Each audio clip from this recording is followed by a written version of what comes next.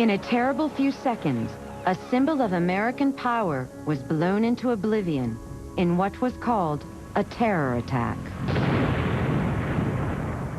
An enraged United States vowed revenge and fought a war that gained an empire and changed the world. But did we go to war for the right reasons? No one's ever to this day come forward and said they knew anything about who might have done that to the Maine, why it might have been done. We're still waiting to hear from somebody, and I think they're all dead. Now, a scientific expedition embarks on a quest to uncover the truth about one of the world's most enduring naval mysteries. These men died in service to their country. And to distort how they died is dishonor. It is time to remember the Maine on Unsolved History.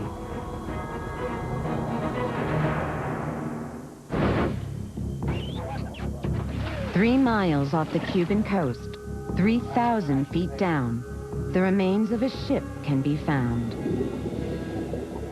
There are many sunken wrecks that are more dramatic, but few have impacted history in such a profound way. 3,000 miles from that inaccessible wreck, a more durable monument stands at our nation's most consecrated ground. Arlington National Cemetery is a place of honor for some of the nation's most cherished heroes. Here in Section 24 are 229 officers, sailors, and Marines from the USS Maine, lost in a tragic explosion on February 15th, 1898. But something else rests here on this hallowed ground, brought by a nation that vowed it would never forget.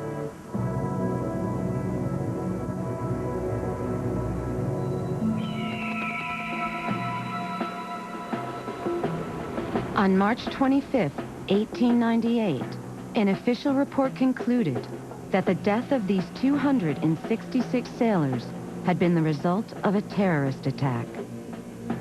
America demanded revenge, and Congress declared war. With the rallying cry, "Remember the Maine, to hell with Spain," America went to war.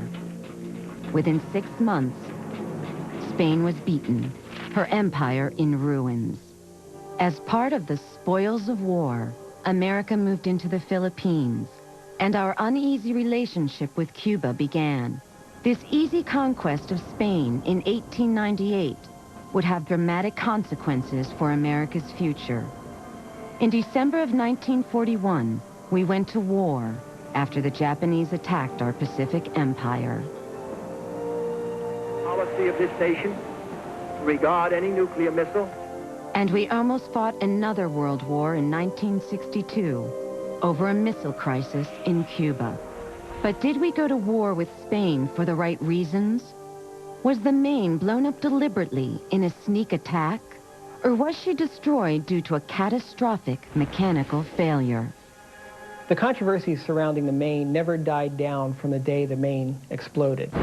The story begins in 1880 as Congress allocates funds to build up an all-steel Navy that would protect our trading interests around the world. One of the first ships built in the Brooklyn Naval Yard was the 319-foot USS Maine. As a state-of-the-art battleship, she boasted 10-inch guns, electric lights, and was powered by 896 tons of coal. At a cost of $2.5 million, the Navy now had a powerful tool to enforce foreign policy around the globe. America's first rival was the Spanish Empire, which still controlled Cuba, and in the Pacific, the Philippines. In both of these countries, revolution was in the air, and the Spanish fought a bloody and ultimately futile battle to hang on to their territory. The American population was already clamoring for some sort of intervention in Cuba to ease the trials that the population was going through. In January of 1898, in response to bloody riots in Havana, President McKinley ordered the USS Maine to visit Cuba. It was a show of power to the Spanish and to the Cubans that the American government would defend its interests in Cuba, which it had many because of its many investments there. There was a lot of concern entering the harbor about where the ship would be placed, and it was eventually taken to a mooring that was very seldom used. And it was considered to be, in some cases, a safe mooring because it was farther away from the city itself. 3 weeks later, on February 15th at 9:40 p.m., the USS Maine erupted in a gigantic fireball, echoing throughout the city. 266 men were killed, many burned to death. The whole ship was blown into the air. Each man lived a lifetime of horror in a few seconds. I tried to swim up to the surface, but I was caged in by the wreck. I could hear the shrieks and cries of the men near the ship. The forward part of the ship was ablaze by now, and up from the waters came the heart-rending cries of our men. Help me! Save me! Within hours, Captain Sigsbee sent an urgent message to Washington. Maine, blown up in Havana Harbor. Public opinion should be suspended until further report. Had she been in Baltimore Harbor and exploded there, it would have been looked immediately as an accident. But in the case of being in Havana Harbor, it was immediately looked at as sabotage. The U.S. Navy quickly put together a court of inquiry to investigate the disaster. 4 naval officers, none of them with technical expertise, headed by Captain William Sampson, undertook the investigation. The Sampson Board in 1898 was faced with the wreck of the ship, mainly underwater, in the harbor of Havana, a foreign nation, and the board was conducting its inquiry while afloat on a small ship tied up next to the wreck. 3 weeks into the investigation, divers reported a large flap of metal pushed into the inside of the ship, painted green. A check of maintenance records helped them to understand the green paint. What she was coated with was a slippery, green, greasy paint. And that was easy enough for the divers to feel and see, so they could tell what had previously been the outside hull of the ship and where it had ended up after the explosion. While the court of inquiry considered how the bottom hull might have come to rest inside the ship, the press, hearing snippets of these details, jumped to obvious conclusions. Within days of the explosion, the newspapers, Hearst's Journal and Pulitzer's World, were showing drawings of how the Spanish blew up the ship. They show the ship with mines and all sorts of things around it, showing how it had exploded, with all kinds of accounts of how it was done. And the public, of course, largely believed this. The sensational headlines were that the Spanish must have had something to do with the explosion of the battleship, and there was a call for revenge. That call became a demand after the Sampson Board issued its conclusions. The Maine had been destroyed by an exterior mine. War came immediately. But what really happened on the night of February 15th, 1898? By bringing the technology of the 21st century back to 1898, we can finally answer the question, what destroyed the Maine?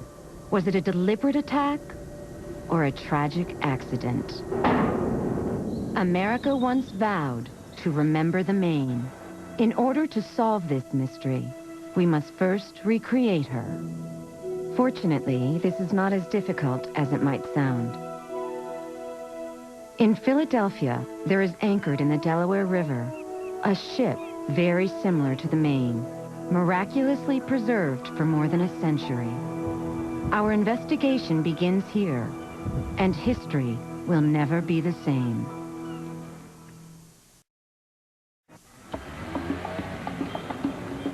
October 2000, an American warship was anchored in the port of Aden in Yemen when an explosion tore into the USS Cole.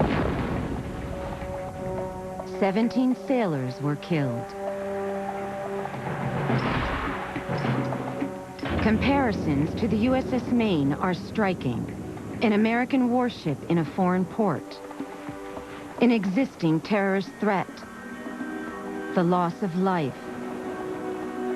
Could this be the same thing that happened in Havana in 1898? Ironically, at the same time the coal was being attacked in Yemen, divers in the Caribbean were combing the waterlogged wreckage of the USS Maine. They searched for clues that would solve the mystery of what blew up the ship. The century-old debate still raged between two possibilities: an exterior mine or a tragic accident. Unfortunately, the investigation ended as researchers realized that a crucial piece of evidence, the entire front section of the ship, had been destroyed by the Navy in a second investigation 13 years after the explosion.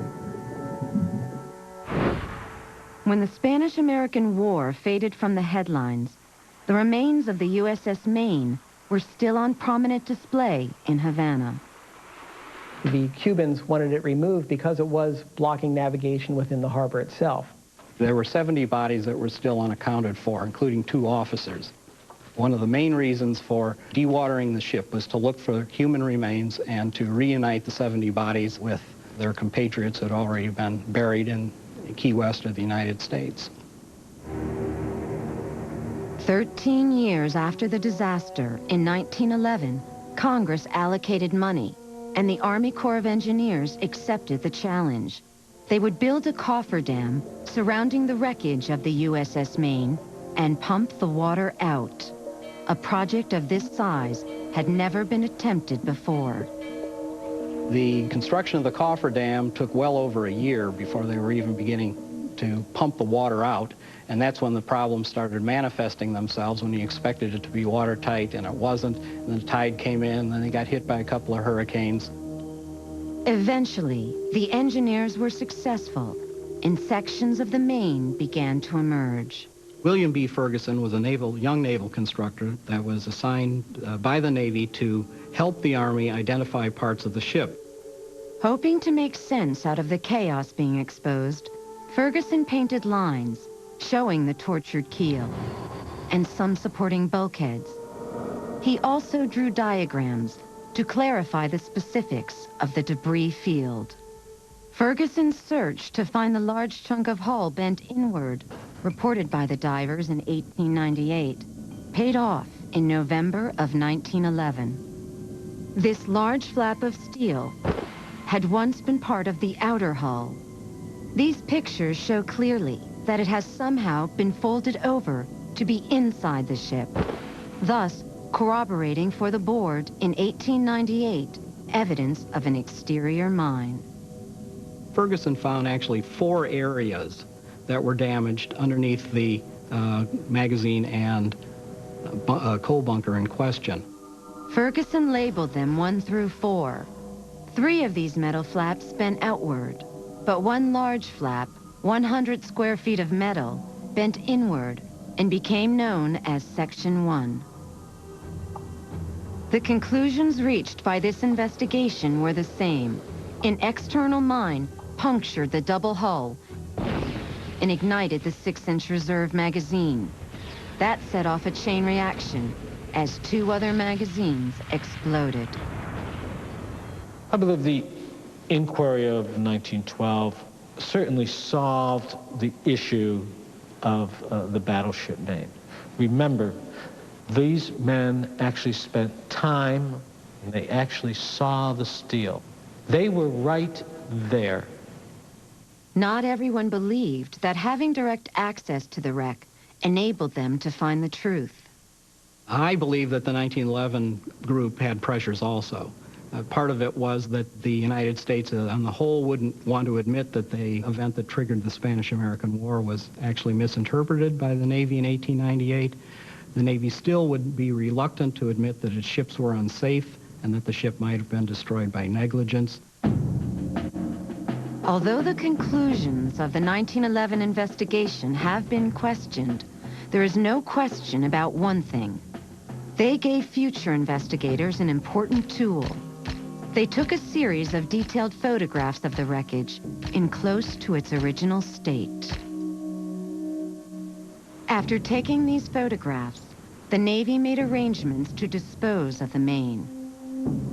The Army engineers cut off the forward portion of the ship, replacing it with a wooden bulkhead. The ship was then taken into international waters and sunk a second time with a grand ceremony. Yet, questions still lingered. This is where the wreckage lies today, but the answers lie elsewhere. A third investigation tried to solve this mystery in 1974. That time, a four-star admiral in the Navy, Hyman Rickover, took an interest. Admiral Rickover assembled a team of researchers and engineers to investigate the explosion. When we got started on the job down in Rickover's office, he talked to us, and he basically told us to find out what the truth was, whatever it was. Without political pressures, the Rickover team analyzed the photographs taken during the 1911 investigation and pieced together some basic facts. Explosions in the forward 6, forward 10, in 6-inch reserve magazines tore the Maine apart. Twisted metal indicated that the initial explosion came from the 6-inch reserve magazine. The team first considered the evidence of an exterior mine, but things just didn't add up.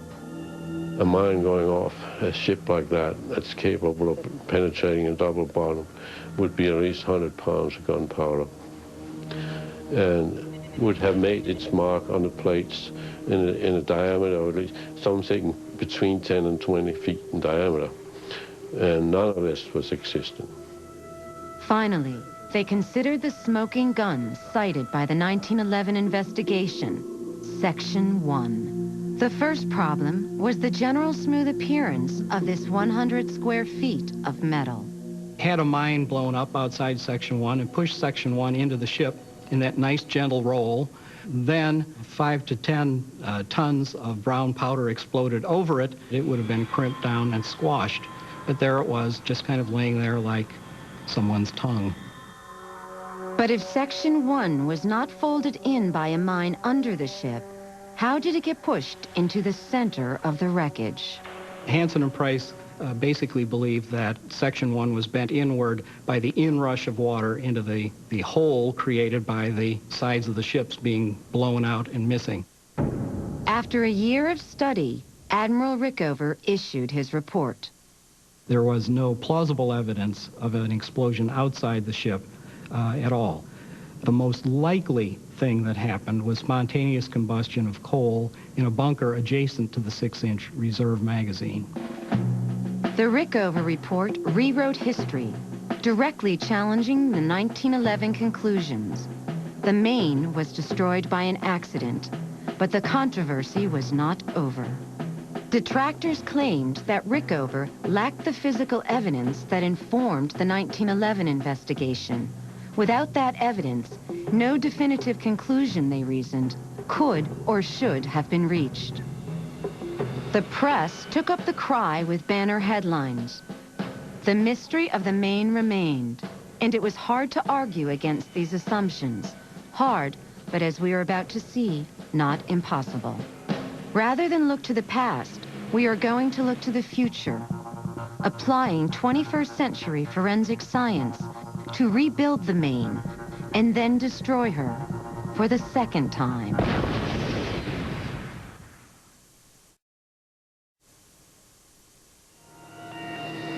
In 1898, an explosion in the Havana harbor changed the world.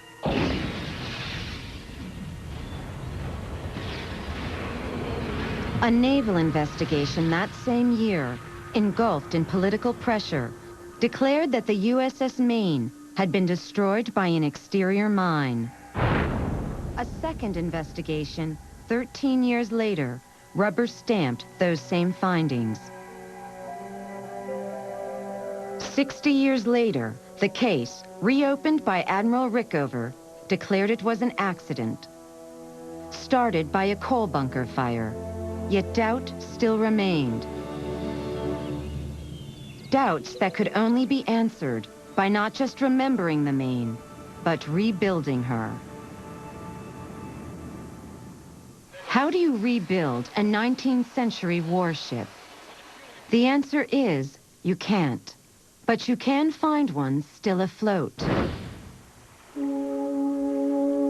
Anchored in the Delaware River near Philadelphia is the USS Olympia. Commissioned in the same year as the Maine, 1895, she has been a part of the U.S. Navy for over a century. In much of her design and materials, she is very similar to the USS Maine. Naval historian Robert Jameson did a blueprint comparison between the two ships. These plans are from the USS Maine, and they're of the Ford magazine area. But we're here on the Olympia. What was the Olympia's magazine arrangement like? The magazine arrangement has changed over time, but this is the original. Where would the critical bulkhead be? In the case of Olympia, it would be this coal bunker A8. But you still have a common problem. That's a sizable coal bunker, and you had coal up against that bulkhead. Right. Can we get to this space? Can you take me there? We'll go down into the forward magazine. We'll look at these bulkheads. The locations that we are seeking are far from the regular tourist experience. Okay, now we're going to go down to the forward magazine. All right. This is the first time we get to go into the bowels of the ship. How many decks are we going down? On any warship, access into the magazine, where the ammunition is stored, is restricted for safety reasons. Okay, Jamie, coming down. Come on down, Dan. Talk about descending into history. I'm going down into the magazine. Okay, Daniel, this is the bulkhead between the athwartship coal bunker and the forward magazine. Okay. What you're seeing is modifications to the original. This has cork added to it. And if you look up higher where some of it's been torn out, you can see it's running about 4 inches thick on all the sides. You're completely insulating this space. And an opening in the cork provided a clear view of the original wall. Rusted and worn, this riveted bulkhead on the USS Olympia was an exact match for the bulkhead on the USS Maine that separated coal bunker A16 from the 6-inch reserve magazine. From research on the Olympia, the exact specifications of the bulkhead were determined. The next step was perhaps the most difficult one: reconstruction. Blueprints from the USS Maine indicated that the bulkhead in question was made from 1/4-inch thick mild steel.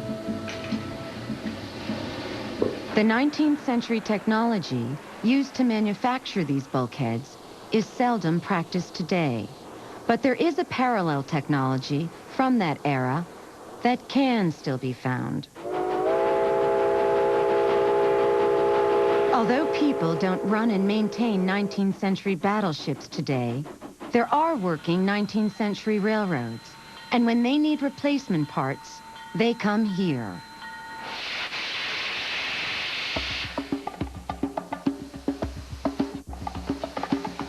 Who the hell did this? Once the wall was complete, we set it up in the railroad yard and added a few items to suggest a ship's magazine. Scott started a fire, using wood to ignite the coal. Scott, let me show you how this is all going to take place.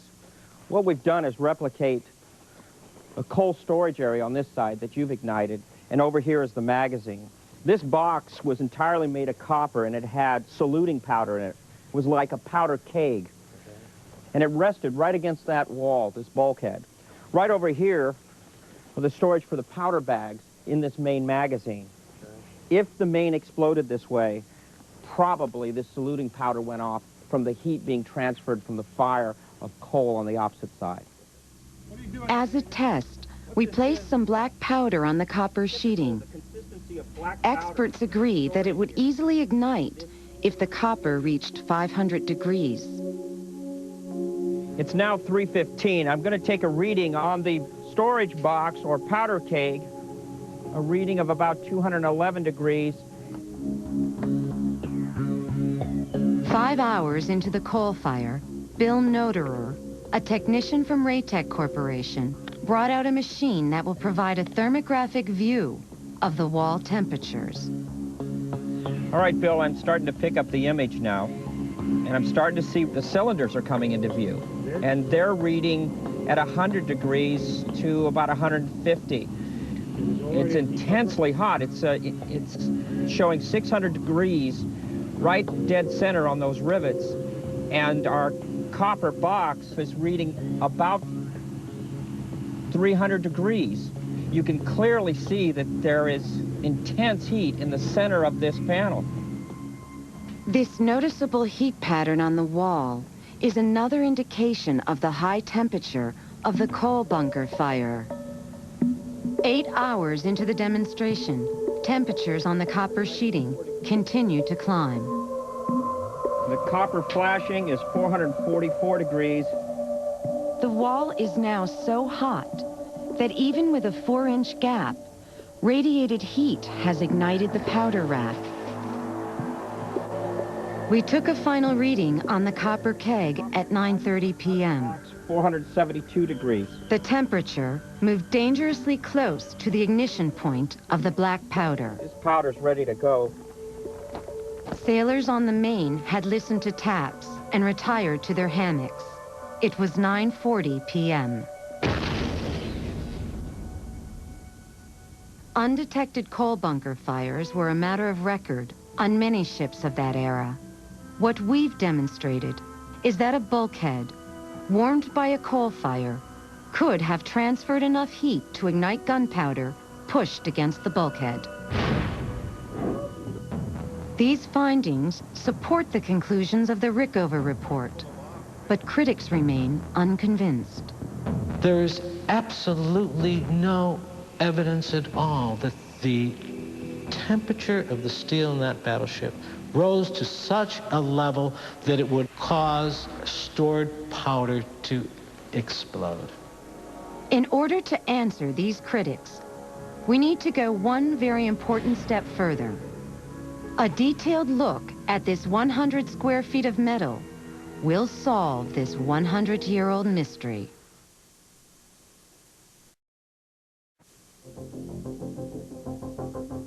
After 3 investigations into the sinking of the USS Maine, there was still no consensus regarding the explosion that tore her apart. The Rickover report blamed a coal bunker fire.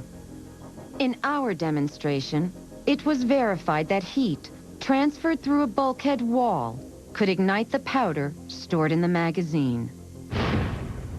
Photos taken in 1911 of the wreck hold the clues needed to find the truth, in particular, details of Section 1. It's interesting that both sides of the debate focus on Section 1 as the smoking gun. Enter Otto Johns, a structural engineer who has spent years analyzing the death of the Maine. Of course, I was caught up also in this debate of that infamous Section 1 turned inside. Obviously, a mine put it there. Yet it looked in a way a mine-damaged plate couldn't possibly look. And it occurred to me, maybe there are additional clues which could be found. Anxious to understand Section 1 in minute detail, Otto pored over blueprints of the Maine. And in my own mind, I equated pretty much to somebody performing an autopsy. And obviously, before you can perform an autopsy, you ought to be an expert in A, the anatomy, and B, pathology. Out of the chaos of the wreckage, Section 1 can be returned to its proper place. Flipped over, it forms part of the hull. Above it, the 6-inch reserve magazine. Here on the starboard side, we see the 10-inch shell magazine. Next to it, the 10-inch powder magazine. On the port side, a coal bunker. Looking at the damaged area from below, we see Section 1, as well as the cracks between the other 3 sections. These were blown out by the magazine explosions. To my surprise, I found out that most people were kind of content to just look at Section 1, look at the damaged ship, without really going to the details as to how exactly the ship was built, whether a certain seam in the ship's hull was lapped this way or that way. That makes a big difference. Riveted ships are built beginning with the keel. To form the hull, individual strips of metal called strakes are riveted in an overlapping pattern. This overlap is best observed in a cross-sectional diagram.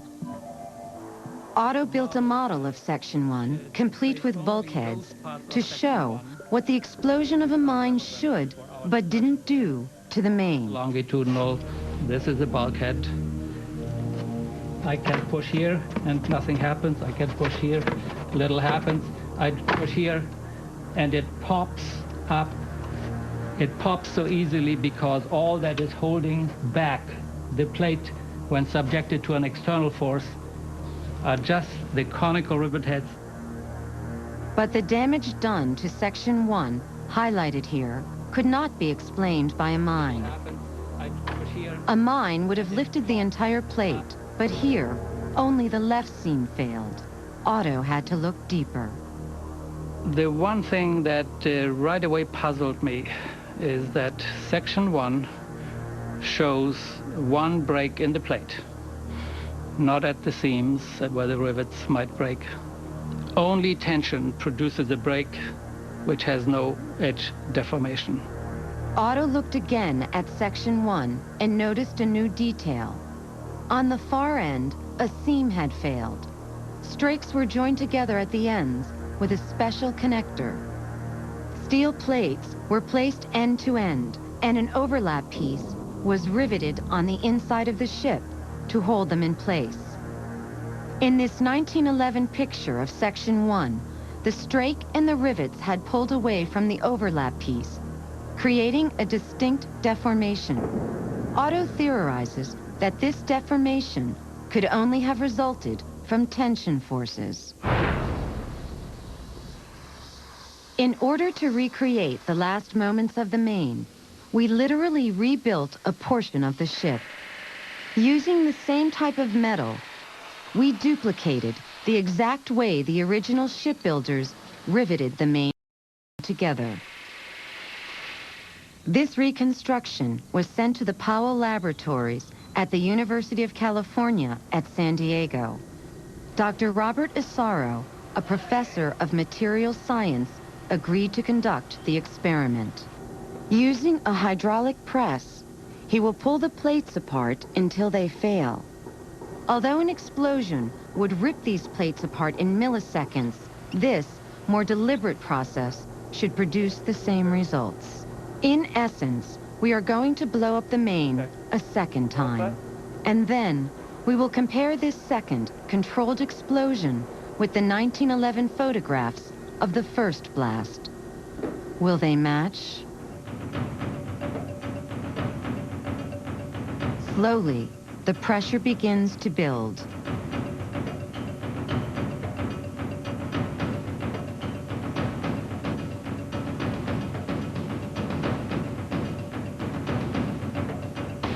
Finally, after 90,000 pounds of pressure is applied. These rivets are very strong and they're very hefty. Evidently much stronger and or heftier than they were on the Maine. Okay, they're not failing, obviously. What does it tell us? Pure tension will induce this kind of curvature, that is curvature away from the butt-jointed plates itself. If there had been an explosion from inside, that's what we would have seen. But an internal explosion of this magnitude would have distorted the metal on every side of Section 1. Otto Johns examined the 1911 photographs looking for this telltale evidence. He found it. There is another seam which clearly shows a process where a lap joint is pulled in tension before breaking. It deforms, and then you have the process of rivet heads being pulled through the holes. And sure enough, that part of section 1 clearly shows that deformation. Following this path of distortion, Otto was able to explain this explosive sequence of events. We have tension in all directions, omnidirectional tension, membrane tension. That may be a fancy word, but anybody who's ever blown up a balloon knows what that is. A blister had been formed under the hull by blast pressure pushing away from the hull. These stresses created by the increasing blister reached the strength of that hull. It burst. That burst created then the boundaries of section 1. This burst of internal pressure also explains the final undistorted edge of section 1. This edge was pulled away from the adjacent strake, lifting it off without deforming it. Tension by itself. All details and deformations observed on section 1 are explained by a single event, a catastrophic internal explosion. But there is one more question. How did this huge section of the Maine come to rest inside the ship? Investigators at the time were convinced that this was proof of a Spanish mine. Can we be certain that they were wrong?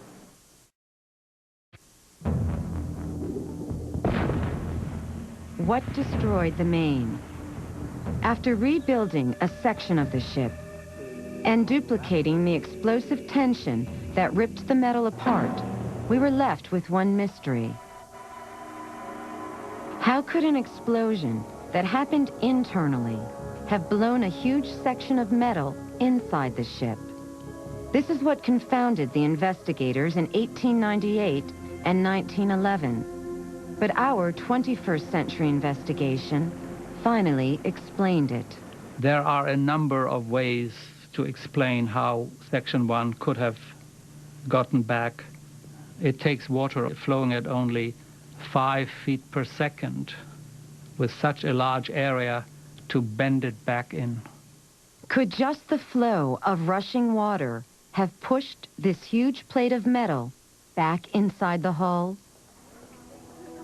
The Rickover Research Lab at the U.S. Naval Academy in Annapolis, Maryland, seemed a fitting place to conduct our final test.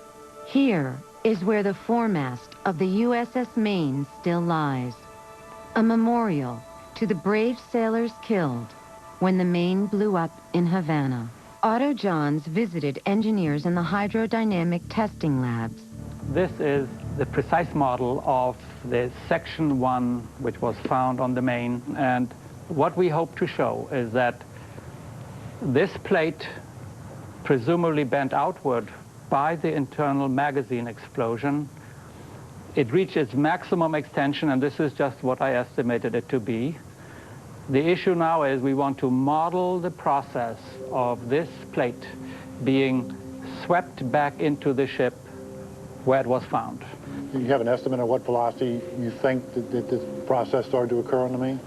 Less than 5 foot per second should be enough, because water flowing exerts more pressure than we intuitively really believe. And that's fairly stiff, so I'm a little bit dubious that 5 feet will do it, but it'll be interesting to see. The only action that we're not going to get is this orbital action that what might be expected if the water was rushing into a hole. Exactly. So we're just getting a straight line flow. We show only the very first phase of section 1 being swept in. Right. The circulating water channel is a massive machine more than 20 feet high. Special pumps churn water through a plexiglass panel at various speeds. Don Bunker bolts the model of section 1 into place. The extended flap is bent outward from the hull and into the water channel. Energize the motor set. It's reasonable to assume that initially the flow was horizontal. You had almost like a channel created by the ship's bottom, the harbor floor, so the water initially had to flow horizontally. The speed of the water is measured by a device called a mercury manometer. As the water flow increases, it begins to affect the metal plate. In addition to size and thickness, Otto used metal in this sample that has a tensile strength of 30,000 pounds per square inch, the same strength as the 1/2 inch plating on the Maine. At 3 1/2 feet per second, the plate is nearly pushed to the vertical position. Don boosts the current flow, and the water surges against the metal plate. With the current flow at just 5 feet per second, equal to the flow of water in a large river, a comparison with the original position of the plate shows just how far the metal has been moved by the water pressure alone. Here we go, Otto. Is this what you expect to see? This is exactly what I hoped I would be able to show. You see a plastic deformation. This test demonstrated that even a minimal speed of water could have bent the metal back into the ship. Having looked at the pictures many, many times, having taken the time to understand how the structure was put together, knowing where a certain structural configuration's strong points and weak points are, I can't help but have absolutely no doubt in my mind that it couldn't possibly have been a mine. It clearly was an internal explosion. After studying Section 1 in detail and verifying several theories, our investigation is complete. We are now ready to recreate the events of February 15th, 1898. All that day, a smoldering coal fire heated the bulkhead in the 6-inch reserve magazine. At 9:40 p.m., 6 tons of gunpowder exploded in the magazine. Nanoseconds later, 2 other magazines erupted, blowing out the sides of the ship and sinking her. As water rushed into the ship, it carried with it the large flap of metal, now known as Section 1. Although the subsequent war with Spain was justified as an appropriate response to a terrorist act, what happened to the Maine was more an act of God than a deliberate act of man. One has to ask themselves, why is it important to know the truth of the loss of the Maine? Well, the answer's right behind me. We would do them a great disservice if we explained it away as a Spanish mine exploding it, rather than what really happened to them. These men died in service to their country, and to distort how they died is dishonor. History, once made, cannot be undone, and today's news will be tomorrow's history. If the loss of the Maine and the men who walked her decks can have any more meaning, then perhaps it is to make sure that these words are never forgotten. We must understand the past in order not to relive it. These words have never been invested with more meaning than they are today.